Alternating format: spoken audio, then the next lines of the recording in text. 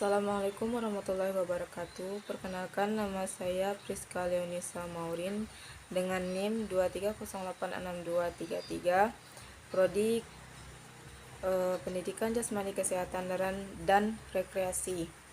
Yang terhormat kepada Kak Hari Pahlawanis SPD MPD. Di sini saya akan menjelaskan tentang tugas akhir fisiologi olahraga, yang dimana mencakup 6 materi. Yang pertama, sistem energi, yaitu pengertian energi adalah kapasitas untuk melakukan kerja atau beraktivitas. Pada sumber utama energi manusia adalah ATP, yang dimana yang terdiri dari 1 adenosin dan 3 trifosfat. ATP dipecah menjadi ADP plus PI sehingga menghasilkan energi untuk digunakan beraktivitas. Ketika energi kita sudah habis, maka diperlukan pembentukan energi kembali yang disebut dengan resintesa, yang terdiri dari 3 cara. Yang pertama, sistem fosfagen, yang dimana sistem ini CP dipecah menjadi C plus PI sehingga menghasilkan energi. Dari energi yang dihasilkan tadi digunakan untuk menggabungkan ADP plus PI sehingga terciptalah 1 ATP. Yang kedua, sistem glikolisis, yang dimana glukosa diubah menjadi energi untuk menggabungkan 3 ADP plus 3 PI sehingga menghasilkan 3 ATP. Yang ketiga, sistem oksidasi, yaitu pada sistem ini glukosa, protein, lemak digunakan untuk menghasilkan energi, yang digabungkan untuk menghasilkan energi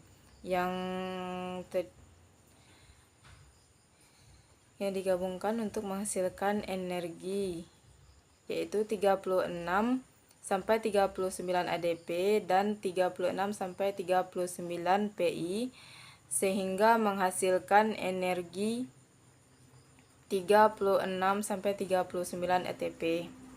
Pada sistem energi terdiri 2 bagian, yaitu sistem aerobik yang menggunakan oksigen yang cocok untuk olahraga long time. Yang contohnya pada olahraga yaitu senam, lari jarak jauh, jogging,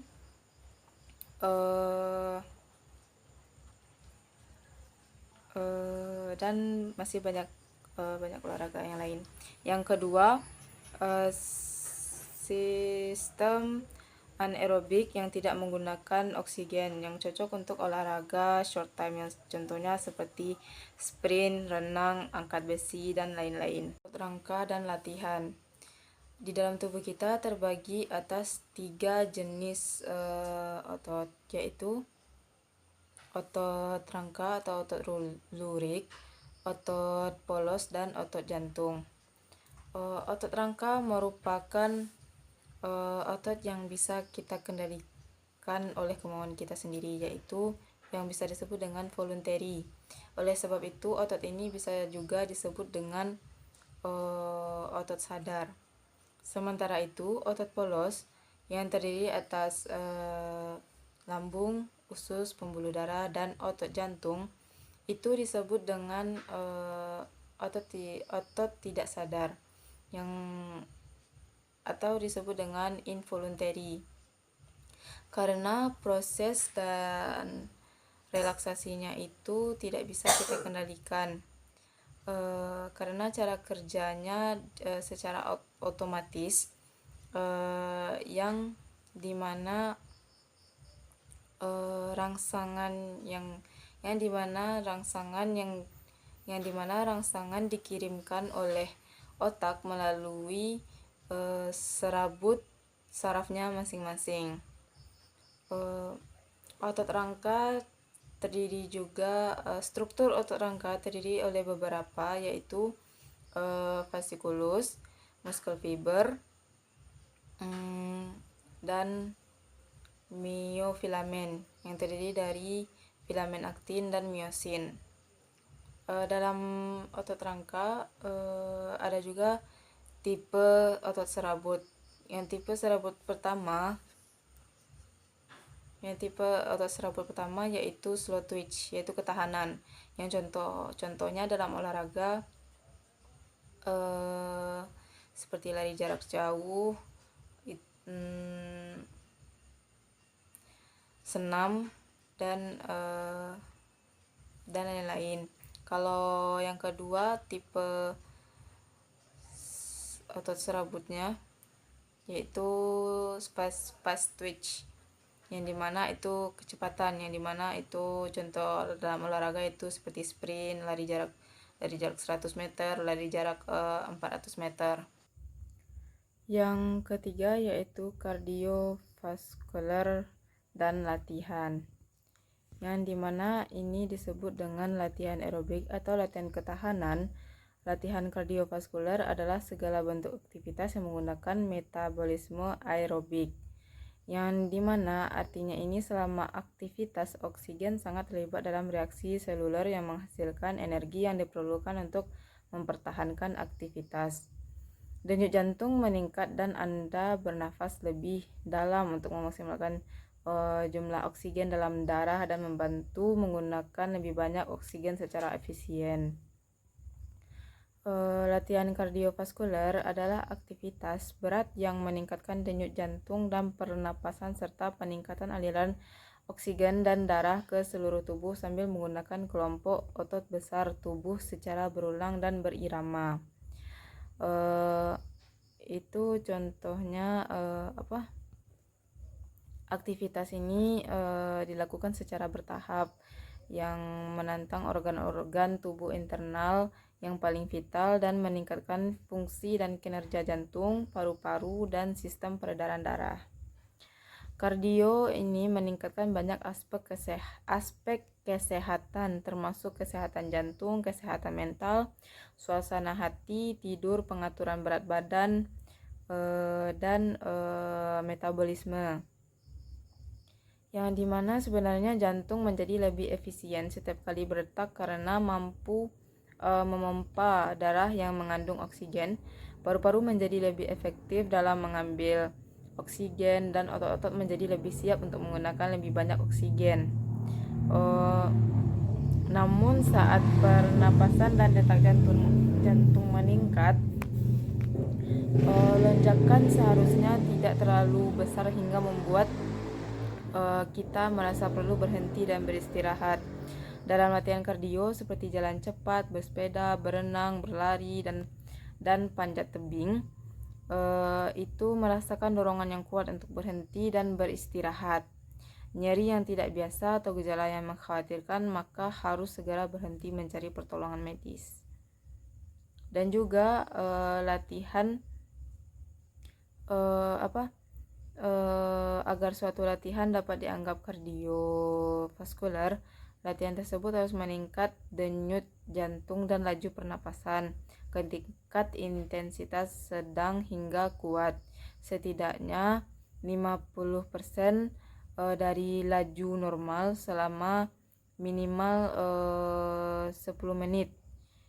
Itu sebabnya aktivitas yang dilakukan untuk meningkatkan kekuatan seperti latihan ketahanan, menggunakan alat beban, mengangkat beban, dan latihan inti tidak dianggap sebagai kardio karena tidak meningkatkan denyut jantung selama periode latihan. Latihan kardiovaskular apa yang paling umum menurut saya itu jalan cepat, berlari, jogging di tempat, latihan burpee, renang, aerobik air, bersepeda, tarian, jalan cepat bola voli, bola basket, sepak bola atau bola raket, mendayung, latihan sirkuit, tali lompat, memanjat tangga, atau seni bela diri, lintas alam, terus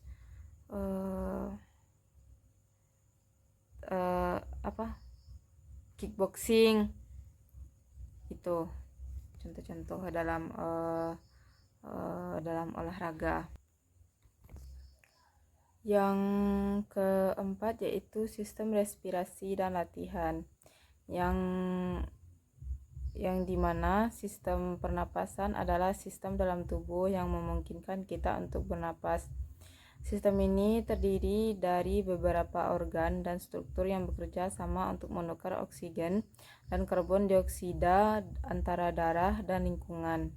Komponen utama sistem pernapasan yaitu hidung, tempat masuknya udara, yang kemudian disaring, dihangatkan, dan dilembabkan. Yang kedua, faring, tenggorokan, yang saluran yang menghubungkan hidung dan mulut ke laring. Yang ketiga, laring, pangkal tenggorokan, yang itu mengandung pita suara dan mengarahkan udara ke trakea. Yang keempat yaitu trakea, tabung yang menghubungkan laring ke bronkus. Yang kelima, bronkus, dua cabang yang membawa udara dari trakea ke paru-paru.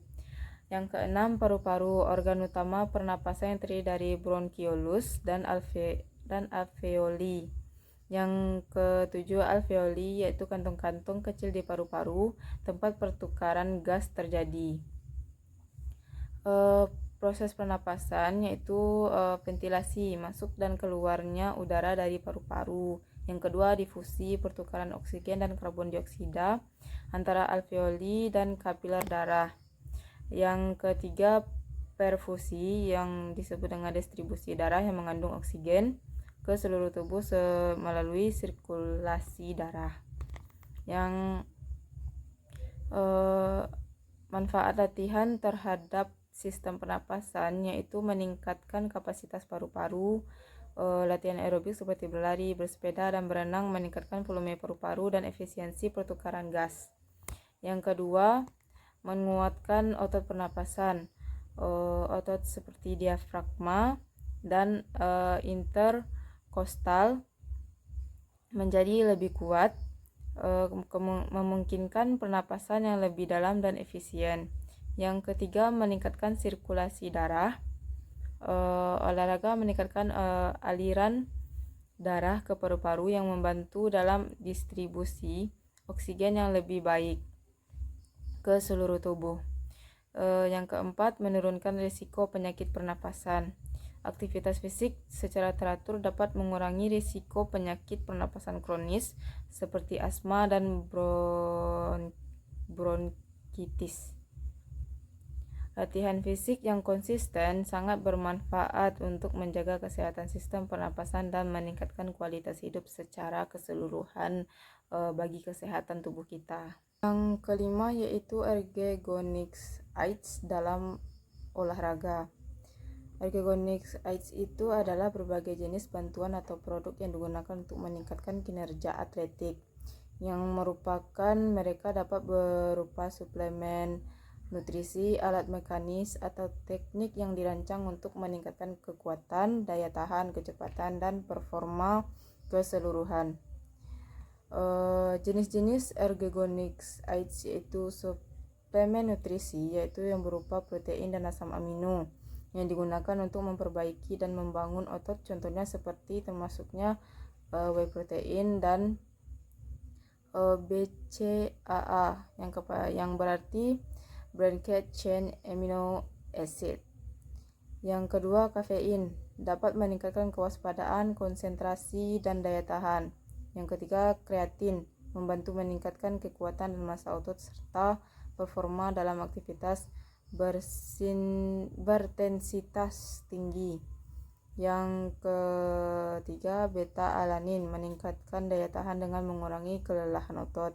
Yang keempat itu nitrat seperti jus beet yang meningkatkan aliran darah dan oksigenasi otot, meningkatkan daya tahan. Yang kedua, farmakologis, yaitu steroid anabolik, digunakan untuk meningkatkan massa otot dan kekuatan, namun memiliki banyak efek samping negatif dan dilarang dalam banyak kompetisi. Yang kedua, eritropoietin atau disingkatnya EPO, meningkatkan produksi sel darah merah, meningkatkan daya tahan aerobik, juga dilarang dalam olahraga kompetitif. Yang ketiga, hormon pertumbuhan manusia, singkatnya HGH, meningkatkan pertumbuhan otot dan pemulihan, tetapi memiliki risiko kesehatan yang dilarang. Yang ketiga, teknik dan alat mekanis. Pakaian kompresi dapat membantu meningkatkan sirkulasi darah dan mengurangi kelelahan otot. Yang kedua, altitudo training, berlatih di ketinggian untuk meningkatkan jumlah sel darah merah dan kapasitas aerobik. Yang ketiga, cryoterapi, yaitu penggunaan suhu dingin ekstrim untuk mengurangi nyeri dan peradangan otot setelah latihan. Yang keempat, strategi dan teknik latihan, yaitu periodisasi, yaitu perencanaan program latihan dalam siklus untuk mengoptimalkan performa dan pemulihan. Yang kedua, visualisasi dan mental training, teknik mental untuk meningkatkan konsentrasi dan motivasi. Manfaat dan resikonya, itu menggunakan ergogenic aids dapat memberikan keuntungan signifikan dalam performa atletik, tetapi juga memiliki risiko yang perlu dipertimbangkan. Manfaatnya yaitu meningkatkan kekuatan dan daya tahan, pemulihan yang lebih cepat, dan performa keseluruhan. Risikonya yaitu efek samping kesehatan yang terutamanya dengan agen farmakologis, yaitu ketergantungan dan potensi diskualifikasi jika menggunakan zat yang dilarang dalam kompetisi. Penting bagi atlet untuk mempertimbangkan pilihan mereka dengan hati-hati dan jika perlu berkonsultasi dengan profesional kesehatan atau pelatih sebelum menggunakan ergogenic aids. Yang keenam yaitu suhu dan lingkungan dalam olahraga, yaitu memainkan peran penting dalam performa atletik dan kesehatan selama olahraga, yaitu kondisi lingkungan dapat mempengaruhi kenyamanan, efisiensi, dan keamanan aktivitas fisik. Yang berikutnya, pengaruh suhu, yaitu suhu panas, peningkatan suhu tubuh, yaitu olahraga dalam kondisi panas meningkatkan risiko overheating dan heat stroke. Yang kedua, dehidrasi, keringat berlebih dapat menyebabkan kehilangan cairan dan elektrolit yang mempengaruhi performa dan kesehatan. Yang ketiga, pencegahan, penting untuk menjaga hidrasi yang baik, mengenakan pakaian yang sesuai dan menghindari aktivitas intens pada puncak panas. Yang kedua, suhu dingin, penurunan suhu tubuh, yaitu olahraga dalam kondisi dingin dapat menyebabkan hipotermia jika tubuh kehilangan panas lebih cepat daripada produksinya. Yang kedua, cedera otot, suhu dingin dapat menyebabkan otot menjadi kaku dan lebih rentan terhadap cedera. Yang kedua, pencegahannya mengenakan pakaian berlapis untuk menjaga kehangatan dan melakukan pemanasan yang cukup sebelum latihan. Pengaruh lingkungannya dalam olahraga yaitu yang pertama, ketinggian oksigen rendah. Di tempat yang lebih tinggi, udara mengandung lebih sedikit oksigen yang dapat mempengaruhi kapasitas aerobik dan menyebabkan cepat lelah. Adaptasi, dalam atlet sering melakukan pelatihan di ketinggian untuk meningkatkan produksi sel darah merah dan adaptasi kardiovaskular. Yang kedua, kelembapan, keringat tidak menguap. Kelembapan tinggi menghambat penguapan keringat, mengurangi efektivitas pendinginan tubuh. Yang kedua, peningkatan risiko heat stroke, yaitu kondisi lembab dan panas dapat meningkatkan risiko penyakit terkait panas. Yang ketiga, kualitas udara, polusi udara, partikel polutan dapat mengiritasi saluran pernapasan, mengurangi kapasitas paru-paru dan mengganggu performa. Yang kedua, pencegahannya adalah menghindari olahraga di luar ruangan saat tingkat polusi tinggi atau memilih waktu dan tempat dengan kualitas udara yang lebih baik. Strategi adaptasi yaitu aklimatisasi, proses penyesuaian tubuh terhadap kondisi lingkungan tertentu seperti suhu panas dan atau ketinggian melalui paparan bertahap. Yang kedua, hidrasi yang adekuat. Penting untuk menjaga asupan cairan yang cukup sebelum, selama, dan setelah latihan, terutama dalam kondisi panas. Yang ketiga, pakaian yang tepat. Mengenakan pakaian sesuai dengan kondisi cuaca seperti pakaian ringan dan berwarna terang untuk cuaca panas, atau pakaian berlapis atau untuk cuaca dingin.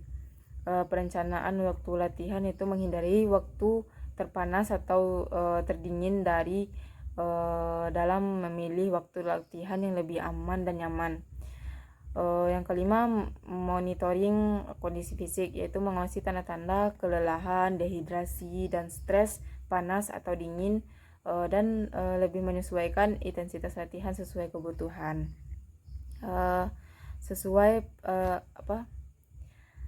Terima kasih. Terima kasih sebelumnya kepada dosen saya, Kak Hari Pahlawanis. Saya ucapkan dari hasil penjelasan materi saya ucapkan terima kasih. Assalamualaikum warahmatullahi wabarakatuh.